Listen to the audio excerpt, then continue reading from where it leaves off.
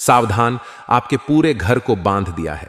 नागपाश तंत्र के द्वारा प्रिय बंधुओं, आपके लिए एक चेतावनी है। आपके पूरे घर को बांध दिया गया है, यहां तक कि आपकी खुशियां, आपके प्रेम, आपके काम धंधे, व्यापार, हर एक सुख का, हर एक खुशी का बंधन कर दिया गया है। और इस तंत्र का नाम है नागपाश तंत्र।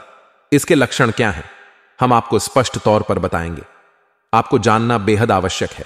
इसी के साथ साथ यह तंत्र किसने किया है उसका हम नाम भी आपको बताएंगे, और यह तंत्र हटेगा कैसे, कौन से वे जरूरी उपाय हैं जिन्हें करने से यह तंत्र हट जाएगा।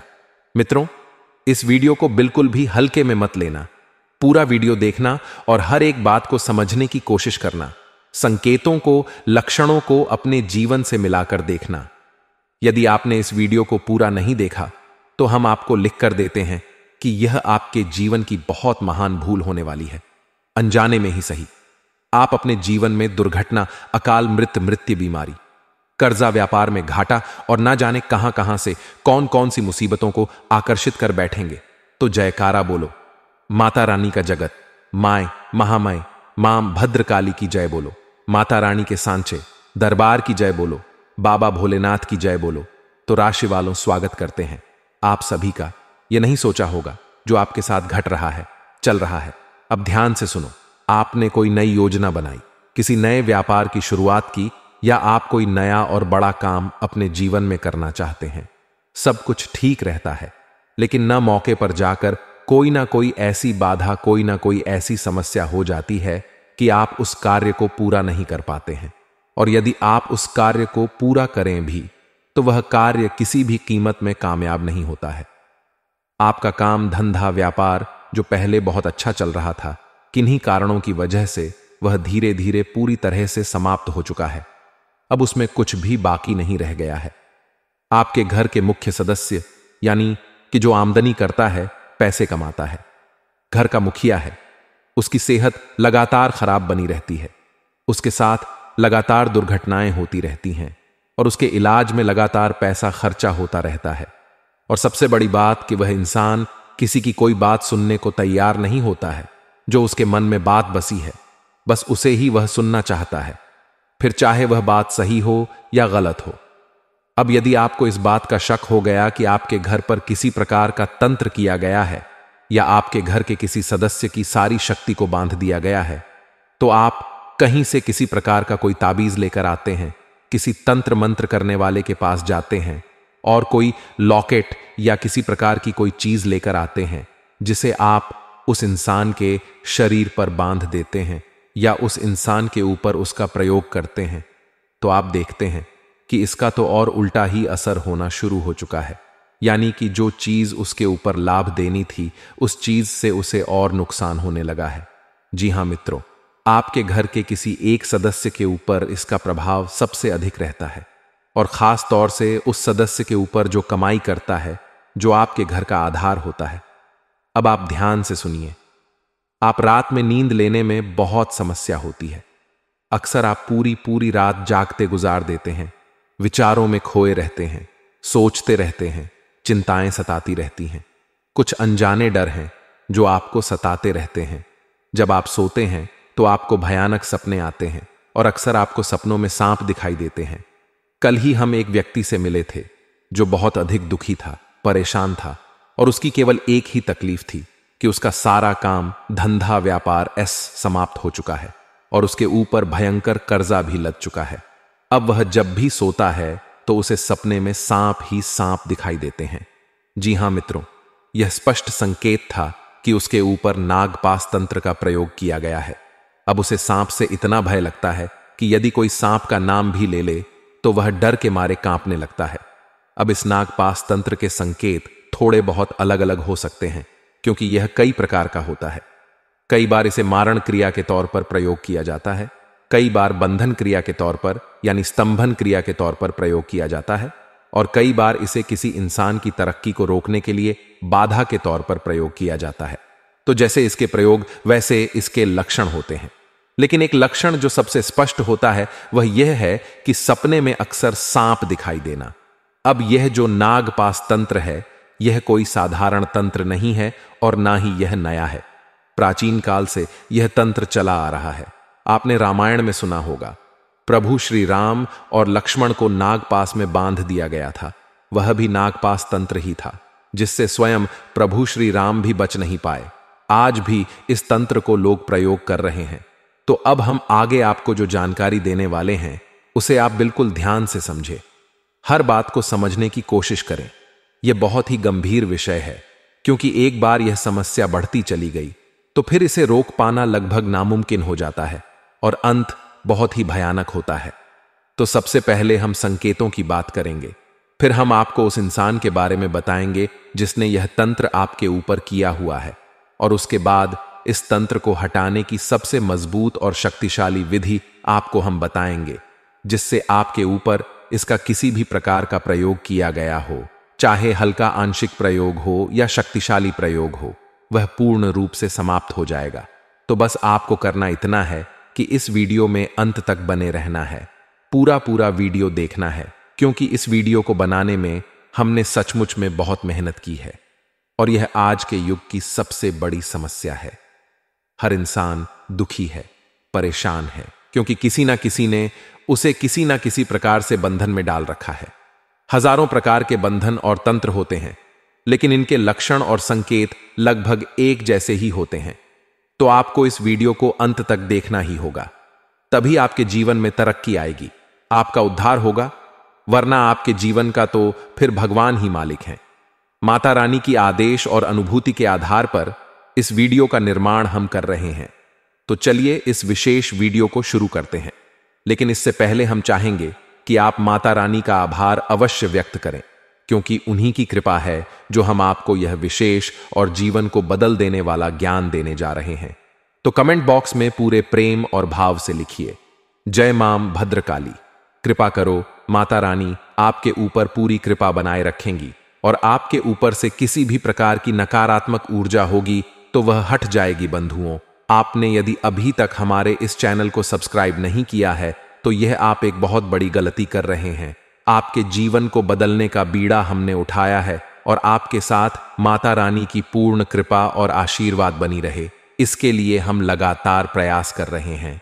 तो ऐसे में आपको हमारे इस परिवार को बड़ा बनाना होगा।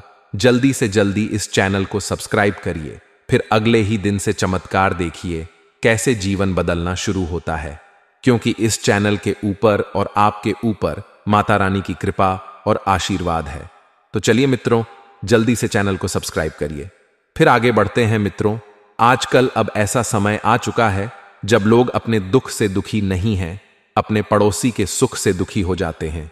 आज के समय के शुभ चिंतक ऐसे हैं जो आपका शुभ होते हुए देखते हैं तो चिंतित हो जाते हैं। यानी कि आज के समय में शत्रु कहीं बाहर से नहीं आता है, अपनों में ही छुपे हुए हैं, आपके साथ दिन रात उठ बैठ रहे हैं, आपके हर अच्छे बुरे की इन्हें खबर है। और जब आपके जीवन में कहीं से भी खुशियों की थोड़ी सी आहट भी सुनाई देती है तो उसका भी इन्हें एहसास रहता है। और जब आपकी मेहनत और आपकी काम करने की शैली की वजह से आप तरक्की करना शुरू करते हैं तो इन लोगों के सीने पर सांप लौटने लगते हैं, और ऐसे में ये आपको नीचे गिराने के लिए कई प्रकार की तरकीबें, कई प्रकार की जुगत भिड़ने लगते हैं। अब आज का समय वह समय है कि जब लोग परेशान होते हैं, टेंशन में होते हैं, चिंतित होते हैं, तो सभी उनके साथ आते हैं, बैठते हैं, उनके हालचाल लेते हैं और उनसे तरह तरह की बातें करते हैं। लेकिन जैसे ही उनके जीवन में खुशियां आ जाएं, उन्हें तरक्की प्राप्त हो जाए, तो लोग उनसे दूरी बना लेते हैं। अब जानते हैं ऐसा क्यों करते हैं? असल में जो आपके बुरे समय में आपके साथ आकर बैठ रहे हैं वे कोई आपके शुभ चिंतक नहीं हैं। वे तो बस यह देखना चाहते हैं कि आप कितने दुखी हैं, और आपके दुख को देखकर उन्हें असल में अच्छा लग रहा है, मन ही मन शांति प्राप्त हो रही है, और बाद में पीठ के पीछे आपके दुख का बखान पूरी दुनिया में करके उन्हें आनंद प्राप्त होता है। इसलिए वे नकली शुभ चिंतक बनकर आपके पास आते हैं, और जब आपके जीवन में खुशी के पल आते हैं तो उनसे सहन नहीं होता है और वे भाग जाते हैं, फिर आपके पास नहीं आते हैं। आज के समय में शत्रुओं की बाहर से आने की जरूरत नहीं है। आज के समय के जो शत्रु हैं वे अपनों में ही छुपे हैं, उनके अलग अलग चेहरे और नकाब हैं, और उनके पास अब कोई अस्त्र शस्त्र भी नहीं है, क्योंकि अब खतरनाक षड्यंत्र और तरकीबें ही शस्त्र बन चुके हैं। तो अब ऐसे में होता यह है कि सब एक दूसरे की तरकीब को जानने की कोशिश करते हैं और उनसे बचने के तरीके भी निकाल लेते हैं। इसीलिए आपने देखा होगा कि आज के समय में जिसकी कमाई कम होती है वह अपनी कमाई बढ़ा चढ़ाकर बताता है ताकि उसका दबदबा समाज में बना रहे, वर्चस्व बना रहे, और जिसकी कमाई बहुत ज्यादा होती है वह अपनी कमाई बहुत कम बता आता है ताकि कहीं उसकी कमाई को नजर न लग जाए। यानी लोग बहुत दिमाग से खेलते हैं और बहुत ही बचते हुए चलते हैं। लेकिन बंधु, आपकी राशि के जातकों की बात कुछ और है। आप लोग इन सब षड्यंत्र से, चाल फरेब बातों से दूर रहते हैं। आपको यह सारी बातें अच्छी भी नहीं लगती हैं और समझ में भी नहीं आती हैं। आप बड़े ही प्रेमी हृदय के इंसान हैं।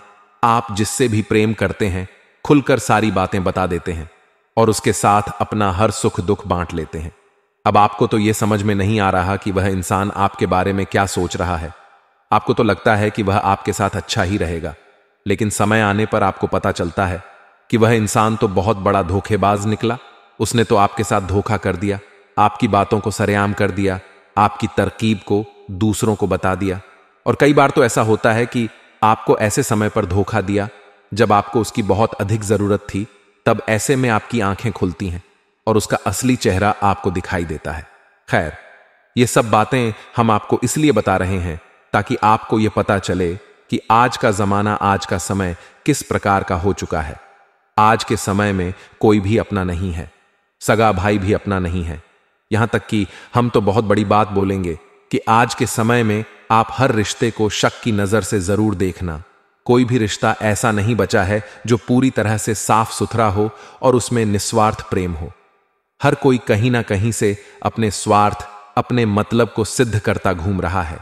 क्या होता है जब आपके ऊपर दुख टूट पड़ता है, आप घाटे में पड़ जाते हैं, आपके साथ धोखेबाजी होती है, तब आप अकेले के अकेले ही रह जाते हैं। तब आपको लगता है कि काश कोई होता जो आपकी तकलीफ को समझता, आपके आंसुओं को पहुंचता, आपके साथ बैठता। लेकिन तब तो आपको कोई दिखाई नहीं देता है।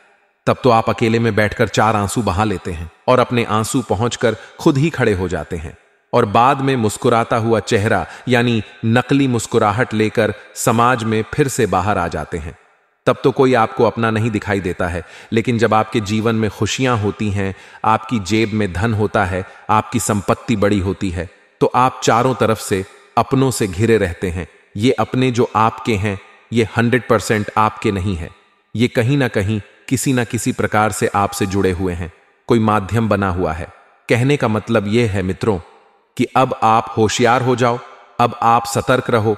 अब जमाना बहुत खराब है, लोग किसी की खुशी देख नहीं सकते हैं और पता नहीं कौन किस तरह से आपसे जल रहा है और किस प्रकार की क्रिया कर दे आपके ऊपर।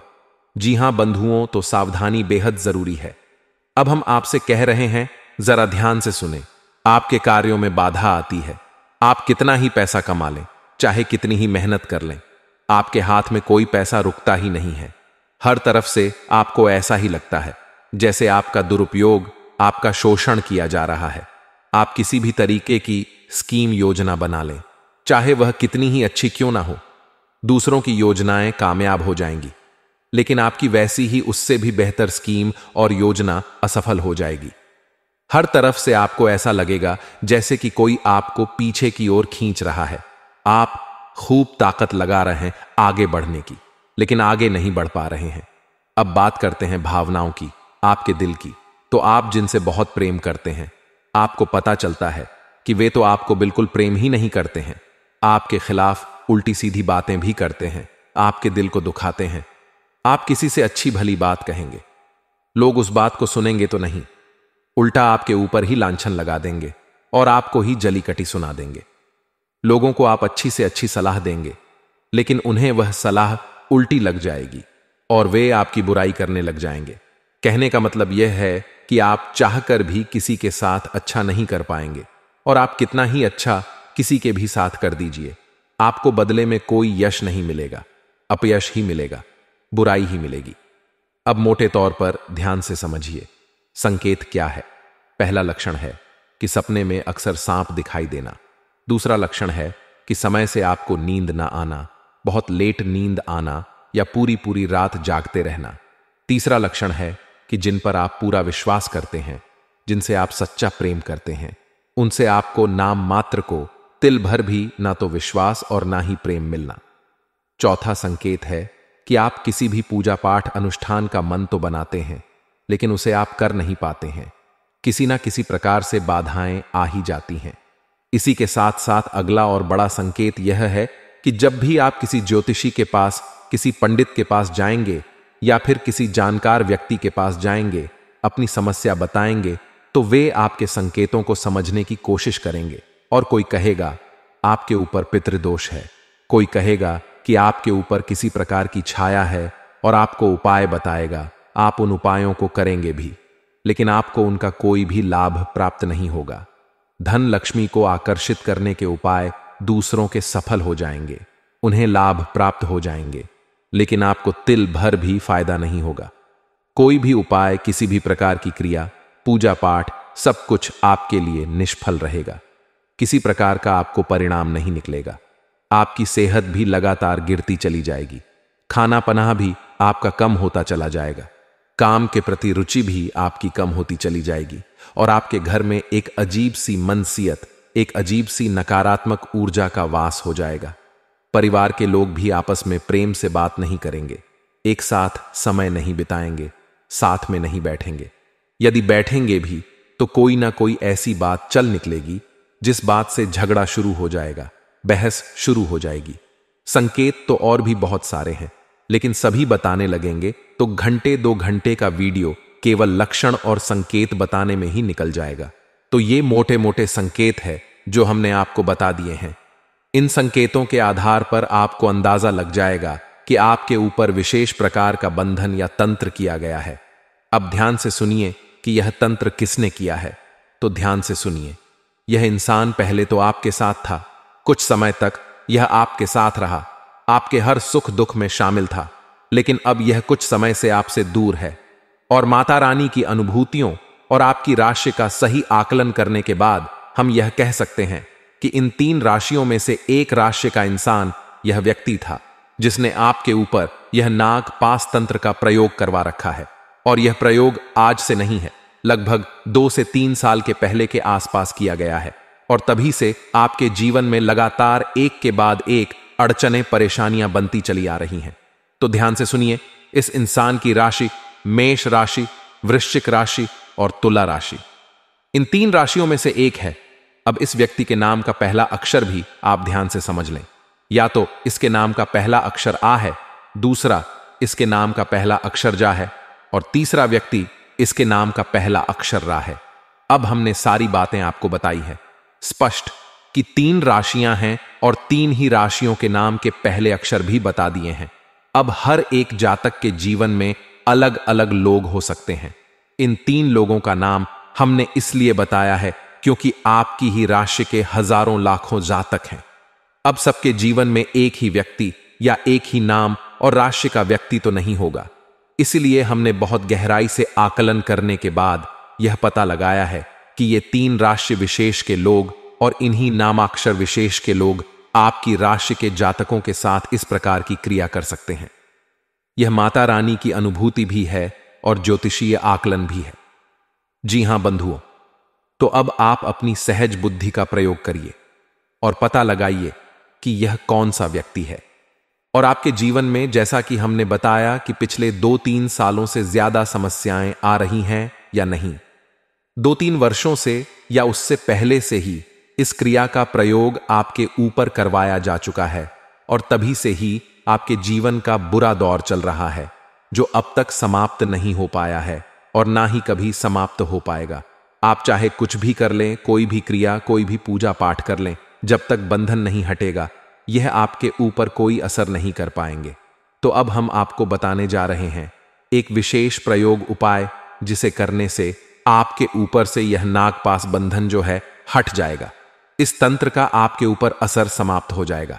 हो सकता है कि थोड़ा समय लगे क्योंकि यह बंधन आज का नहीं है, यह पुराना बंधन है और इस बंधन को हटाने में थोड़ा सा समय लगेगा।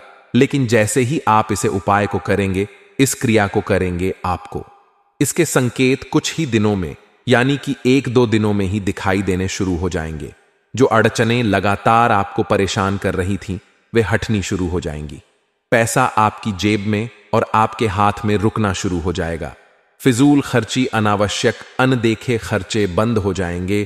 तो अब ध्यान से सुने, इस प्रक्रिया को बिल्कुल भी मिस मत कर देना।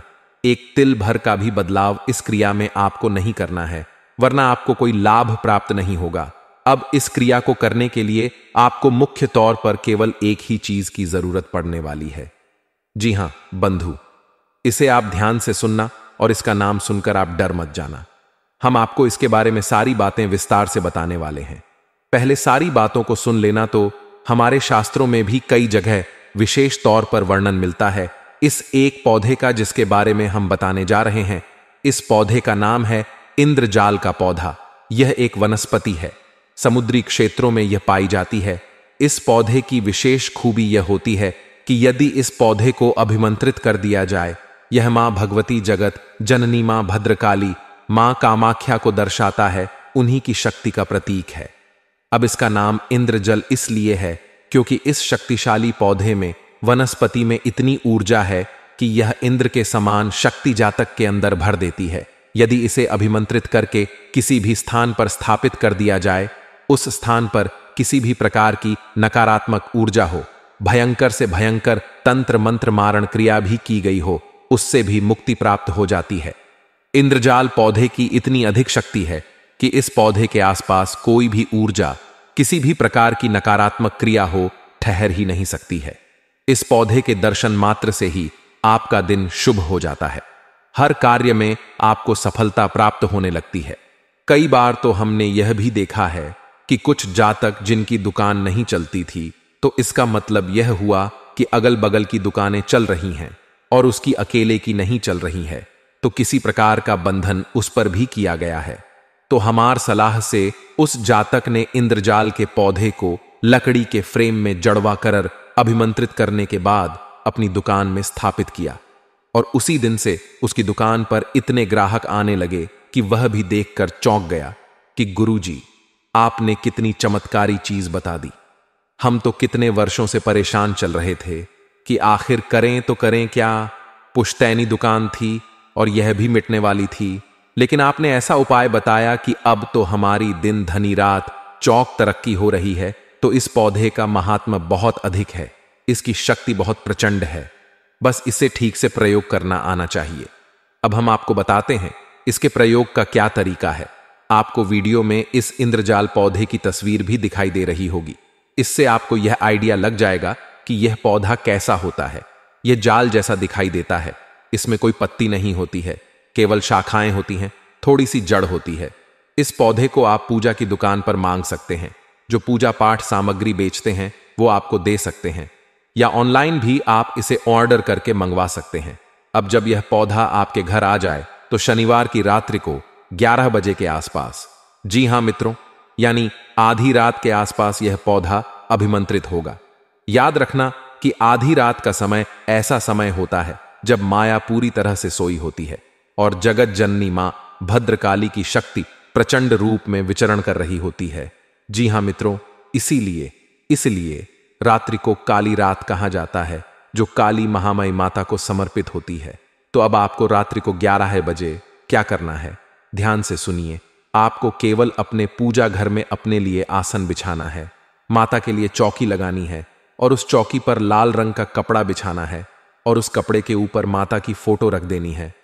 मां भद्रकाली की फोटो रखें, उनके सामने यह इंद्रजाल का पौधा रखें और इस इंद्रजल के पौधे को वस्त्र समर्पित करें और लाल चंदन और हल्दी से इसका पूजन करें। चावल इसके ऊपर अर्पित करें और उसके बाद रुद्राक्ष की माला से इस मंत्र का एक माला जाप कर लें। मंत्र आपके मोबाइल की स्क्रीन पर दिखाई दे रहा है। साथ ही साथ इस इंद्रजाल पौधे की तस्वीर भी आपको दिखाई दे रही है, ताकि आपके मन से सारे विचार, सारी नकारात्मक ख्याल समाप्त हो जाए। तो ध्यान से सुने, मंत्र क्या है। ओम इंद्रजाल कामाख्या भगवती रानी क्राम क्लीम श्रीम श्रीम मम धर्म देही देही फट स्वाहा। इस मंत्र का आपको एक माला जाप करना है, रुद्राक्ष की माला का प्रयोग करना है और उसके बाद आपको यह सब ज्यों का त्यों रखा छोड़ देना है। कोई प्रसाद नहीं चढ़ाना है, कोई विशेष विधि नहीं है, बस आपको यह जाप कर लेना है। कोई संकल्प भी नहीं लेना है, क्योंकि यह अनुष्ठान नहीं है, यह इस पौधे को जागृत करने की विधि है। अब आप कोशिश यह करें कि जो गाय की घी का दीपक आपने वहां जलाया है वह लगातार पूरी रात जलता रहे, ताकि यह पौधा लगातार जागृत होता रहे। याद रखना कि पूजा पाठ में हम जो दीपक जलाते हैं, असल में उस दीपक की जो लौ होती है वही उस दिव्य शक्ति का प्रतीक होती है जिसकी हम पूजा पाठ कर रहे हैं।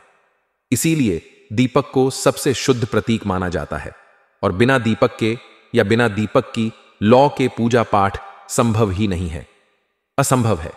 अब आपने रात भर के लिए इस इंद्रजाल पौधे को माता रानी की शरण में रख दिया है।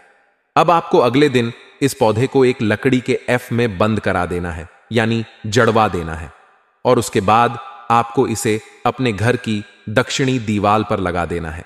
हर आने जाने वाले को यह पौधा दिखना चाहिए।